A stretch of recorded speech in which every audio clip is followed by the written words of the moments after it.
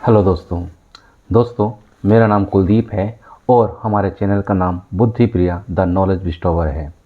पिछली वीडियो में हमने ये जाना था कि इकोनॉमिक्स क्या है और इकोनॉमिक्स क्यों आवश्यक है।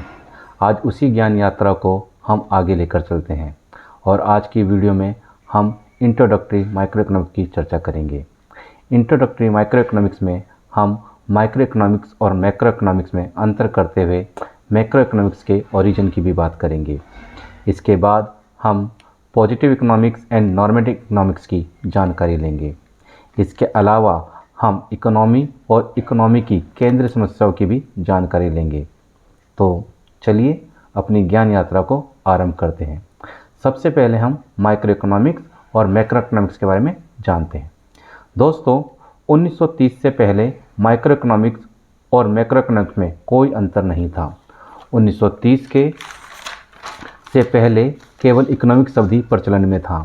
1933 में पहली बार रेगनर फ्रिश ने माइक्रो और मैक्रो शब्द का प्रयोग किया और जे.एम. कीन्स ने मैक्रो इकोनॉमिक्स पर और बल दिया और अपनी पुस्तक a general theory of employment interest and money में मैक्रो इकोनॉमिक्स की आधारशिला रखी।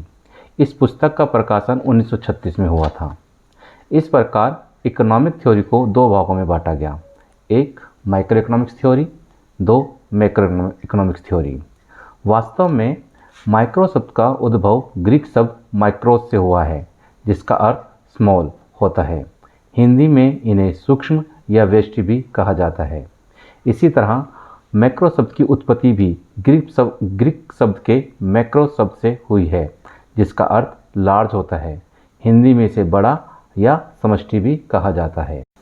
माइक्रो इकोनॉमिक्स में इंडिविजुअल यूनिट्स का अध्ययन किया जाता है या व्यक्तिगत इकाइयों का अध्ययन किया जाता है, जबकि मैक्रो इकोनॉमिक्स में समग्र रूप या एग्रीगेटिव फॉर्म का अध्ययन किया जाता है। माइक्रो इकोनॉमिक्स को प्राइस थ्योरी या कीमत सिद्धांत के रूप में भी जाना जाता है, क्योंकि माइक्रो इकोनॉमिक्स में वस्तु, सेवा या साधन की कीमतों का निर्धारण किया जाता है। वहीं मैक्रो इकोनॉमिक्स को theory of income and employment या आय एवं रोजगार के सिद्धांत के रूप में जाना जाता है, क्योंकि मैक्रो इकोनॉमिक्स में आय तथा रोजगार के निर्धारण की चर्चा की जाती है। माइक्रो इकोनॉमिक्स में इकोनॉमी की केंद्रीय समस्याओं, क्या उत्पादन किया जाए, कैसे उत्पादन किया जाए तथा किसके लिए उत्पादन किया जाए या किन के लिए उत्पादन किया जाए को हल किया जाता है। जबकि मैक्रो इकोनॉमिक्स में इकोनॉमी की प्रमुख समस्याओं जैसे मौद्रिक समस्याएं, सामान्य बेरोजगारी की समस्या, कुल पूर्ति, कुल मांग आदि की समस्या को हल किया जाता है। यूँ तो माइक्रो इकोनॉमिक्स और मैक्रो इकोनॉमिक्स का क्षेत्र बहुत विस्तृत है, लेकिन फिर भी वीडियो में दिए गए चार्ट के माध्यम से इन्हें समझा जा सकता है। जैसे चार्ट 1 में माइक्रो इकोनॉमिक्स का प्रमुख रूप से 3 भागों में बांटा गया है। 1 product pricing, 2 factor pricing, 3 welfare economics. इसी तरह फैक्टर प्राइसिंग या थ्योरी ऑफ डिस्ट्रीब्यूशन। इसके अलावा प्रोडक्ट प्राइसिंग को मांग सिद्धांत और पूर्ति सिद्धांत 2 भागों में बांटा गया है। इसी तरह फैक्टर प्राइसिंग या थ्योरी ऑफ डिस्ट्रीब्यूशन में हम विभिन्न साधन या कारक की कीमत के विषय में जानने का प्रयास करते हैं। इसी तरह चार्ट 2 में मैक्रो इकोनॉमिक्स की विषय वस्तु को दर्शाया गया है। मैक्रो इकोनॉमिक्स को मुख्य रूप से 4 भागों में बांटा गया है। ये 4 भाग हैं। 1 आय तथा रोजगार का सिद्धांत, 2 सामान्य कीमत स्तर और मुद्रास्फीति का सिद्धांत, 3 आर्थिक समृद्धि का सिद्धांत, 4 वितरण का समग्र सिद्धांत। इसके अलावा आय तथा रोजगार के सिद्धांत को फिर से उपभोग फलन का सिद्धांत तथा निवेश का सिद्धांत के रूप में बांटा गया है। दोस्तों ये तो हमने माइक्रो इकोनॉमिक्स और मैक्रो इकोनॉमिक्स में अंतर यहाँ पे हमने देख लिया। चलिए अब थोड़ा सा पॉजिटिव इकोनॉमिक्स और नॉर्मेटिव इकोनॉमिक्स के विषय में भी जानें। पॉजिटिव इकोनॉमिक्स सामान्यतः व्हाट इट इज, क्या है से संबंधित है, जबकि नॉर्मेटिव इकोनॉमिक्स क्या होना चाहिए अर्थात व्हाट शुड बी से संबंधित है। पॉजिटिव इकोनॉमिक्स का उद्देश्य नियमों, सिद्धांतों में एकरूपता स्थापित करना है, जबकि नॉर्मेटिव इकोनॉमिक्स में आदर्शों को निर्धारित किया जाता है।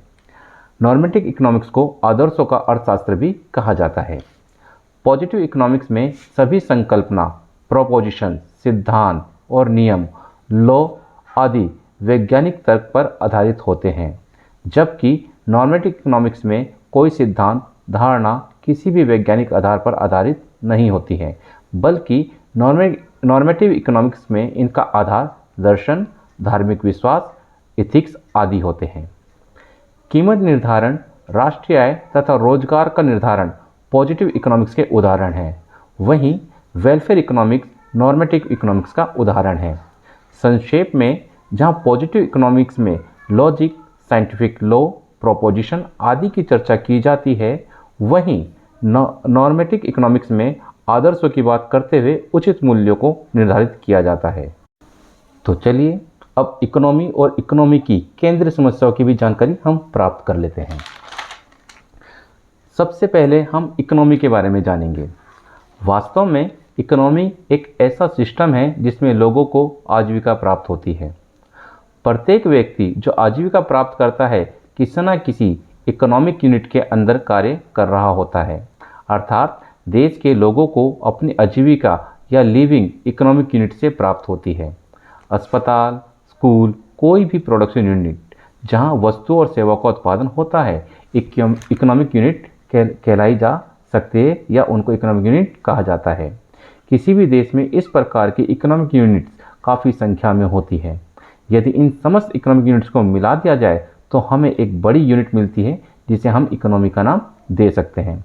अर्थात इकोनॉमी सभी इकोनॉमिक यूनिट्स को मिलाकर बनी एक ऐसी व्यवस्था है जिससे व्यक्ति को आजीविका प्राप्त होती है।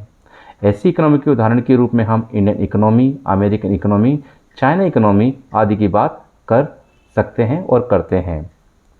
इसी प्रकार प्रत्येक इकोनॉमी की कुछ केंद्रीय समस्याएं भी होती हैं। प्रमुख रूप से ये केंद्रीय समस्याएं 3 हैं और ये सभी समस्याएं चयन की समस्या से उत्पन्न होती हैं। ये 3 समस्याएं हैं। 1. व्हाट टू प्रोड्यूस, क्या उत्पादन किया जाए। 2. हाउ टू प्रोड्यूस, कैसे उत्पादन किया जाए। 3. फॉर होम टू प्रोड्यूस, उत्पादन किसके लिए या किन के लिए किया जाए। इकोनॉमी की पहली केंद्रीय समस्या व्हाट टू प्रोड्यूस का अर्थ है कि किस वस्तु का उत्पादन किया जाए और कितनी मात्रा में किया जाए। वास्तव में यह एक चयन की समस्या है। यह समस्या संसाधनों की दुर्लभता या स्केर्सिटी ऑफ रिसोर्स के कारण उत्पन्न होती है। किसी भी देश को अपने सीमित संसाधनों का प्रयोग उस वस्तु के उत्पादन में करना होता है जिससे लोगों के जीवन स्तर में सुधार हो सके। अतः हर इकोनॉमी को यह निर्णय लेना होता है व्हाट टू प्रोड्यूस। इसी तरह इकोनॉमी की दूसरी केंद्रीय समस्या हाउ टू प्रोड्यूस भी चयन की समस्या है। इस समस्या का अर्थ है कि उत्पादन की कौन सी तकनीक का प्रयोग किया जाए जिससे उत्पादन लागत कम हो और ज़्यादा उत्पादन हो सके। प्रत्येक इकोनॉमी को चुनाव करना पड़ता है कि वह लेबर इंटेंसिव तकनीक का प्रयोग करें या कैपिटल इंटेंसिव तकनीक का प्रयोग करें या फिर दोनों तकनीक के संयोग का प्रयोग करें। कोई भी इकोनॉमी अपने सीमित संसाधनों का प्रयोग इफिशिएंटली या कुशलतापूर्वक करना चाहती है, क्योंकि यदि दुर्लभ संसाधनों या स्केर्स रिसोर्स का प्रयोग इनएफिशिएंटली या अकुशल तरीके से किया गया तो उत्पादन की मात्रा और गुणवत्ता दोनों ही कम हो जाएगी और इसका असर लोगों के जीवन स्तर पर भी होगा। अतः कोई भी इकोनॉमी उस तकनीक का प्रयोग करती है जिसके प्रयोग में इकोनॉमी कुशल या एफिशिएंट होती है। इसी तरह इकोनॉमी की तीसरी समस्या फॉर होम टू प्रोड्यूस भी चयन या चॉइस की समस्या है। कोई भी इकोनॉमी अपने सीमित संसाधनों का प्रयोग करके सभी लोगों या वर्गों की आवश्यकताओं को संतुष्ट नहीं कर सकती है।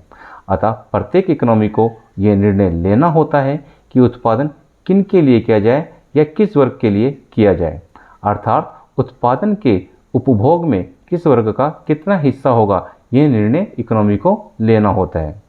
चूँकि समाज का प्रत्येक वर्ग उत्पादन में ज़्यादा हिस्सा चाहता है, अतः इकोनॉमिक्स में ये सबसे बर्निंग टॉपिक है। लेकिन फिर भी इस बर्निंग टॉपिक के होने के बावजूद भी प्रत्येक इकोनॉमी को यह केंद्रीय समस्या भी हल करनी ही होती है। दोस्तों, उम्मीद है आपको ये वीडियो भी पसंद आया होगा। अगर आपको यह वीडियो पसंद आया हो तो हमारे चैनल को सब्सक्राइब करें, शेयर करें और लाइक करें। आगे भी हमारी यह ज्ञान यात्रा जारी रहेगी और जल्द ही हम नए जानकारी के साथ आएंगे। जय हिंद, जय भारत।